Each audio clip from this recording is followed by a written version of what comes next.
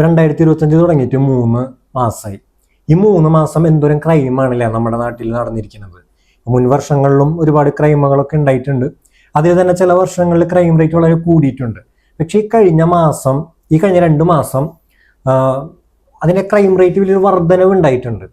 അപ്പം അതിൽ ഈ ക്രൈംസിലൊക്കെ ഉൾപ്പെടുന്നത് ഭൂരിഭാഗം യൂത്താണ്. ഈ 10ലും അതുപോലെ +2ലൊക്കെ പഠിക്കുന്ന പിള്ളേരാണ് കൂടുതലും ഈ ക്രൈംസിൽ ഇൻവോൾവ് ആവുന്നത്.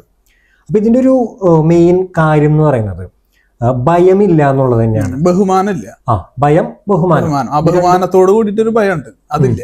ഇപ്പൊ നമ്മളൊക്കെ പണ്ട് പഠിക്കുന്ന കാലത്ത് നമ്മളൊരു കാര്യം ചെയ്യുമ്പോൾ നമുക്കൊരു പേടി ഉണ്ടായിരുന്നു. ഇപ്പോ ടീച്ചർമാരറിയുമോ, അല്ലെങ്കിൽ പാരന്റ്സ് അറിയുമോ, അല്ലെങ്കിൽ അവരറിഞ്ഞാലുണ്ടാകുന്ന ആഫ്റ്റർ എഫക്ട് എന്താണ് പറയും. ഇതൊക്കെ നമ്മുടെ ഉള്ളിലുണ്ടായിരുന്നു. അതുകൊണ്ട് തന്നെ നമുക്ക് ചില തെറ്റുകൾ ചെയ്യുമ്പോൾ ഇതൊക്കെ നമ്മുടെ മനസ്സിലോട്ട് വരുമ്പോൾ നമ്മളത് ചെയ്യാണ്ടിരിക്കും. ഇന്നത്തെ കാലത്ത് ആ ഭയമില്ല, ആ ഒരു പേടിയില്ല, അതുപോലെ തന്നെ ബഹുമാനമില്ല. ഇത് ഇന്നത്തെ കാലത്തിന്റെ ഒരു പ്രശ്നമോ അല്ലെങ്കിൽ ഇന്നത്തെ ജനറേഷന്റെ ഒരു പ്രശ്നമോ അല്ല. ഇവർ കാണുന്നതും ഇവർ സ്വാധീനിക്കപ്പെടുന്നതായിട്ടുള്ള ഒരുപാട് കാര്യങ്ങളുണ്ട്. ഇപ്പൊ നമ്മുടെ നാട്ടിൽ കുറെ പുരോഗമനവാദികളുണ്ട്. നീ ശ്രദ്ധിച്ചിട്ടുണ്ടാവും. ഇവർ തന്നെയാണ് ഇതിന്റെ പിന്നിൽ. ഈ പുരോഗമനവാദികൾ പറയുന്ന കാര്യങ്ങൾ എന്ന് പറഞ്ഞാൽ ഈ വലിയ വലിയ കാര്യങ്ങൾ ഇവർ പറയാം. ഇവരൊന്നാമത് ഈ കുടുംബം എന്ന കൺസെപ്റ്റിന് എതിരാണ്. അപ്പോ ഇവർ പറയുന്നത് അച്ഛൻ, അമ്മ, പെങ്ങൾ അല്ലെങ്കിൽ അധ്യാപകര് ഇവരെല്ലാവരും ഓരോ ഇൻഡിവിജ്വൽസ് ആണ്. ഭരണഘടനയുടെ മുൻപിൽ ഇവരെല്ലാവരും തുല്യരാണ് എന്ന തരത്തിലാണ് ഇവർ പറയുന്നത്. ബഹുമാനിക്കേണ്ട ആവശ്യമില്ല, അവർ ഇൻഡിവിജ്വൽ ആയിട്ട് കണ്ടാൽ മതി എന്ന ഒരു നരേഷനാണ് ഇവരുടെ. അപ്പോ ഇപ്പൊ കുട്ടികളൊക്കെ സോഷ്യൽ മീഡിയയിലൊക്കെ വളരെ സജീവമാണ്. അതുകൊണ്ട് തന്നെ അവര് ഇതൊന്നും കണ്ടുകൊണ്ടിരിക്കുകയാണ്. ഇത് കണ്ടുകൊണ്ടിരിക്കുമ്പോൾ തന്നെ ഇതവരുടെ മനസ്സിൽ വല്ലാണ്ട് സ്വാധീനിക്കപ്പെടും. അപ്പോ അവര് പിന്നെ ഓട്ടോമാറ്റിക്കലി അങ്ങനെ തന്നെയാവും അവരുടെ ചിന്താഗതി. ഇവരൊക്കെ ഒരു ഇൻഡിവിജ്വൽസ് ആണെന്ന തരത്തില്. അതുകൊണ്ടാണ് ഇപ്പൊ പല ക്രൈമുകൾ നടക്കുന്നത്. ശ്രദ്ധിച്ചാൽ മതി. അച്ഛനെ വെട്ടുന്നു, അമ്മേനെ കൊല്ലുന്നു, പെങ്ങൾക്ക് ഡ്രഗ്സ് കൊടുക്കുന്നു. അപ്പോ പെങ്ങളെന്നോ അച്ഛനെന്നോ അമ്മയോന്നോ ആങ്ങളെയോന്നോ ഒന്നും ഒരു ഒരു ഫീലിംഗ്, ഒരു തോന്നൽ ഉണ്ടാകുന്നില്ല. അവരെ വല്ലാണ്ട് അകന്നു പോവാണ്. ഇതിൽ തന്നെ വേറെ കാര്യമുണ്ട്. ഇപ്പോ പാരന്റ്സ് ആയിട്ടൊരു അകൽച്ച ഇത് കാരണം ഉണ്ടാകുന്നുണ്ട് നമ്മൾ പറഞ്ഞു. അതുപോലെ ഫാമിലി ആയിട്ടൊരു അകൽച്ച ഉണ്ടാകുന്നുണ്ടല്ലോ. ഇത് പാരന്റ്സിന്റെ ഭാഗത്തും തെറ്റുണ്ട്. കാരണം പാരന്റ്സ് ആണെങ്കിൽ ഇത് പാച്ചപ്പ് ആവാൻ നോക്കുന്നില്ല. കാരണം അവർക്ക് അവരുടേതായിട്ടുള്ള തിരക്കുകളുണ്ട്. ഇവരെ നോക്കാൻ സമയം കിട്ടും. അതുകൊണ്ട് തന്നെ ഇവരോടൊന്ന് സംസാരിക്കാനോ ഇവരെടുത്ത് ഇരിക്കാനോ ഇവരുടെ കൂടെ ടൈം സ്പെൻഡ് ചെയ്യാനോ ഇവരുടെ മനസ്സറിയാനോ ഒന്നും പാരന്റ്സിനും കഴിയുന്നില്ല. അപ്പോ രണ്ടുപേരുടെ ഭാഗത്തും തെറ്റുകൾ ഉണ്ട് എന്നുള്ളതാണ് ഈ കാര്യത്തില്. മെയിനായിട്ട് ഇവരിതിലേക്ക് തള്ളി വിടുന്നത് ഈ പുരോഗമനം ടീംസാണ്. ഇങ്ങനെ ഓരോന്ന് പറഞ്ഞിട്ട് നിങ്ങൾക്ക് അത് ചെയ്യാ, ആരും പേടിക്കണ്ട, ഫുൾ ഫ്രീഡം. അങ്ങനെയാണ് മെയിനായിട്ട് ഈ പിള്ളേർക്ക് ഇത് ചെയ്യാൻ തോന്നുന്നത്. പിന്നെ ഈ പുരോഗമനം ടീം തന്നെ സിനിമയുടെ തലയിൽ ഇടുന്നുണ്ട്.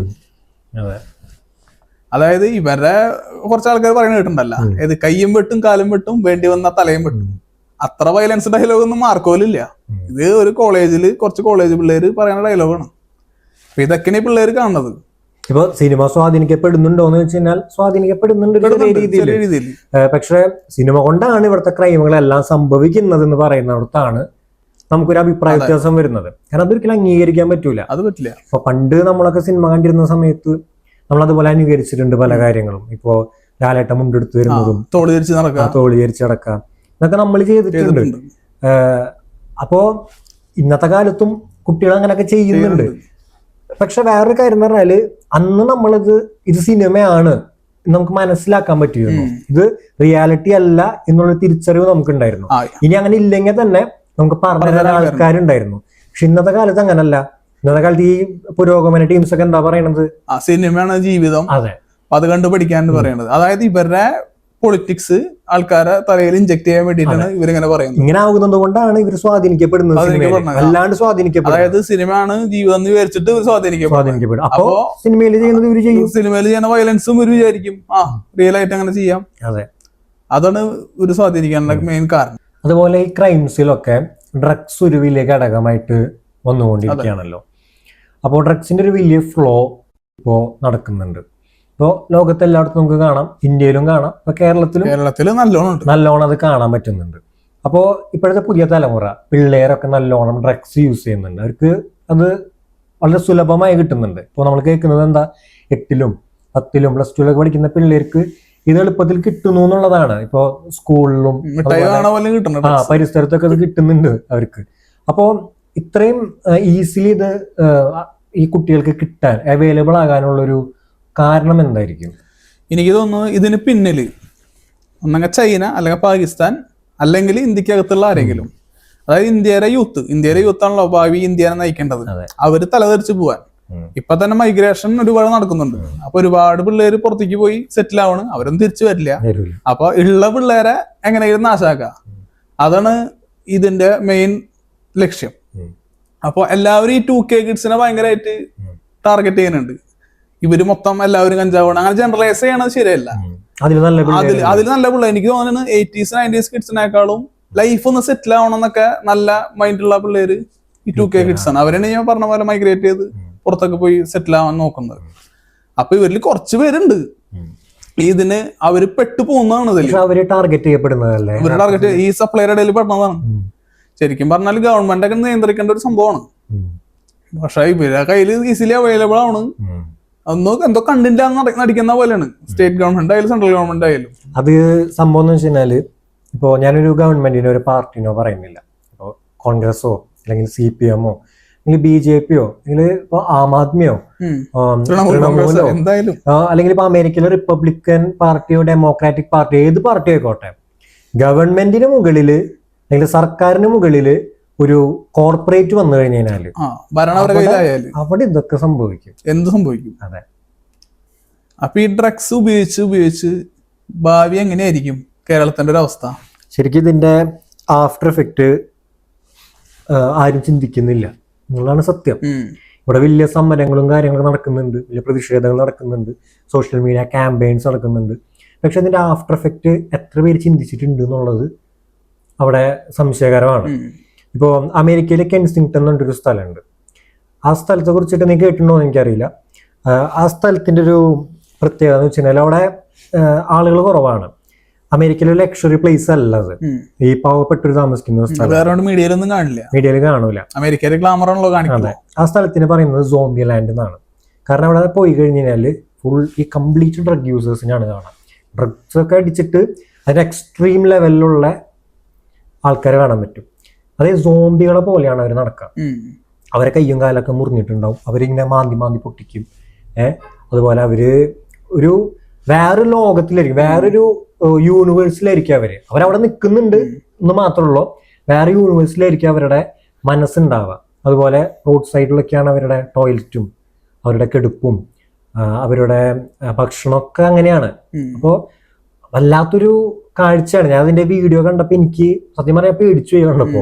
ആണും പെണ്ണൊക്കെ ഒരുമിച്ചാണ്, ആണുങ്ങളും പെണ്ണുങ്ങളും ഒക്കെ ഒരുമിച്ചാണ്. അധികം ആളുകൾ ഇല്ല അവിടെ. പക്ഷെ അവിടുത്തെ ജീവിത രീതി ഇതാണ്. അവിടേക്ക് ആരും വേറെ ആരും പുറത്തുനിന്ന് ആരും അവിടെ പോയിട്ട് താമസിക്കാറൊന്നുമില്ല.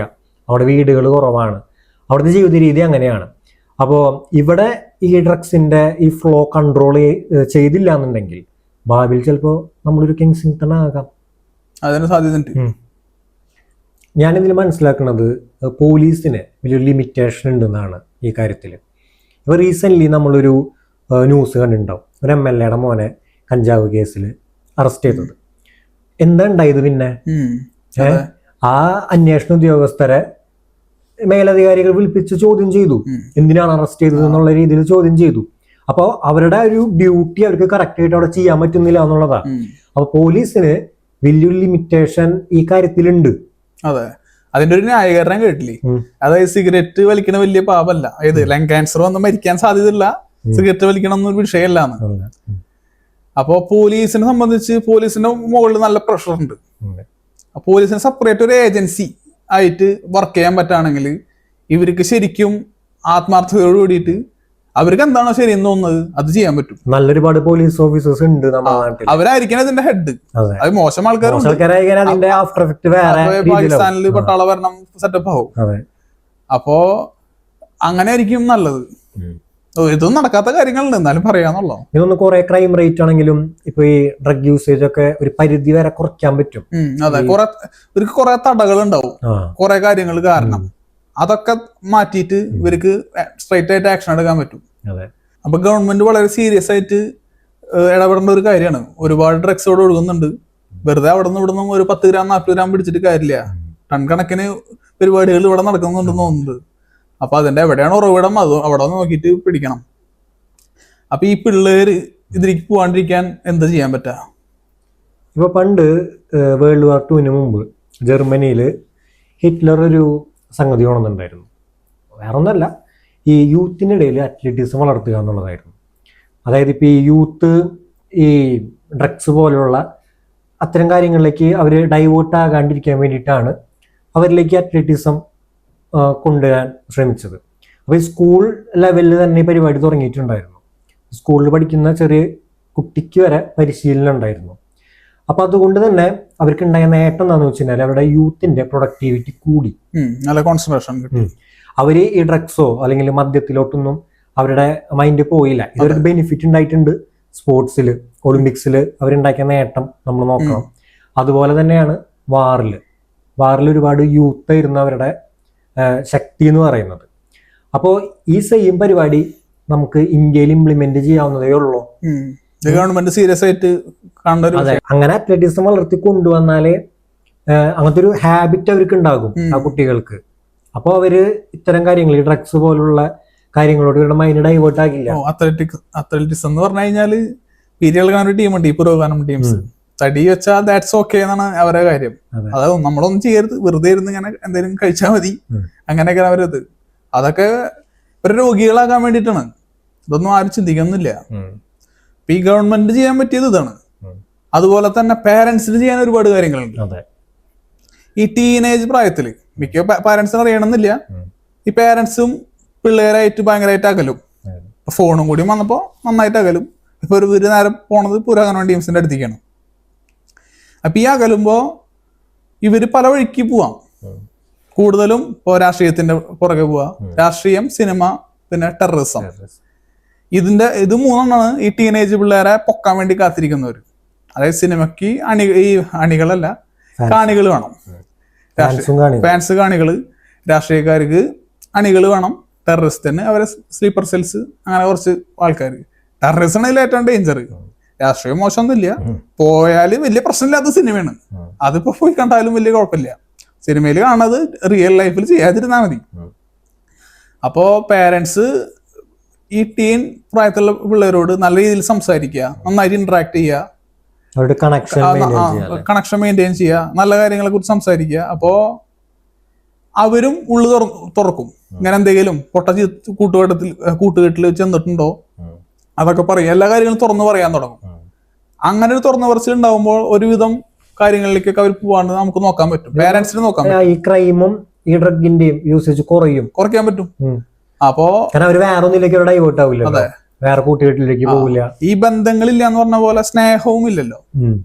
അവിടെയാണ് പ്രശ്നം. അമ്മ, അച്ഛൻ, പെങ്ങൾ അങ്ങനൊന്നുമില്ല.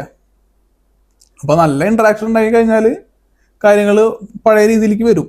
ഇപ്പൊ ദൈവത്തിന്റെ സ്വന്തം നാട് എന്നൊക്കെ പറയണ പോലെ റേഞ്ചിലേക്ക് പഴയ പോലെ വരും. അപ്പോ പേരൻസിനും ഗവൺമെന്റിനാണ് ഇതിലെന്തെങ്കിലുമൊക്കെ ചെയ്യാൻ പറ്റുക. അപ്പൊ ഇവര് ചെയ്യുന്നു നമ്മൾ വിചാരിക്കുക. ചെയ്യുമോ ഇല്ലയോ എന്നുള്ളത് കണ്ടന്റ് അറിയണം. എന്തായാലും ചെയ്താൽ സന്തോഷം, നല്ലൊരു ഭാവി നമുക്ക് ഉണ്ടാകും.